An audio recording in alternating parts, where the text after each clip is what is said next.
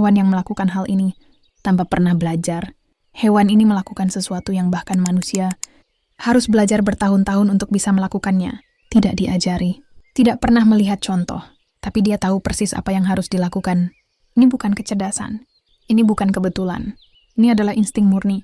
Dan yang terakhir di video ini, membuat ilmuwan mempertanyakan, apakah alam punya ingatan sendiri?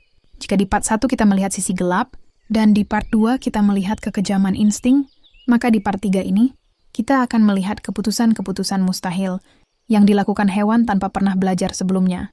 Tonton sampai akhir, karena hewan terakhir melakukan sesuatu yang terlihat seperti kesadaran. Nomor 1. Burung cuku, penipu sejak lahir. Burung cuku tidak membesarkan anaknya sendiri. Ia meletakkan telur di sarang burung lain, dan ketika menetas, anak cuku akan mendorong semua telur lain keluar sarang. Yang mengerikan, anak burung ini belum pernah melihat induknya, tapi tahu persis apa yang harus dilakukan. Ia membunuh saudara tirinya, bahkan sebelum matanya terbuka. Ini bukan kejahatan, ini program bawaan. Nomor 2. Buaya, kesabaran tanpa emosi. Buaya bisa menunggu berjam-jam tanpa bergerak, detak jantung melambat. Otot tidak tegang, tidak ada rasa panik. Saat mangsa mendekat, serangan terjadi dalam sepersekian detik. Yang mengejutkan, buaya tidak mengejar, tidak terburu-buru, tidak emosional. Ia tahu, waktu selalu berpihak padanya. Nomor 3. Lebah mengorbankan diri tanpa ragu. Lebah pekerja tahu satu hal sejak lahir. Jika dia menyengat, dia akan mati. Namun saat sarang terancam, dia tetap menyengat.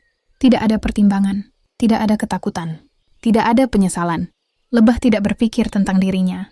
Ia berpikir tentang koloni. Satu nyawa ditukar dengan kelangsungan hidup ribuan. Nomor 4. Rusa menghadapi kematian tanpa melawan.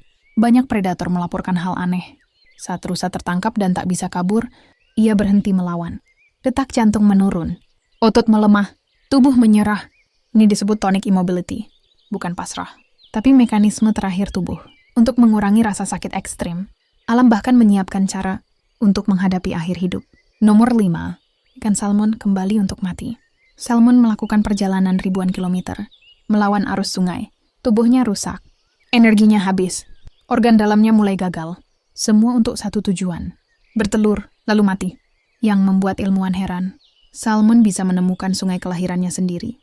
Berdasarkan aroma yang diingat sejak bayi. Pertanyaannya bukan bagaimana, tapi mengapa alam menciptakan hidup yang tujuannya adalah mati di akhir perjalanan? Hewan tidak membaca buku, tidak belajar di sekolah, tidak punya moral.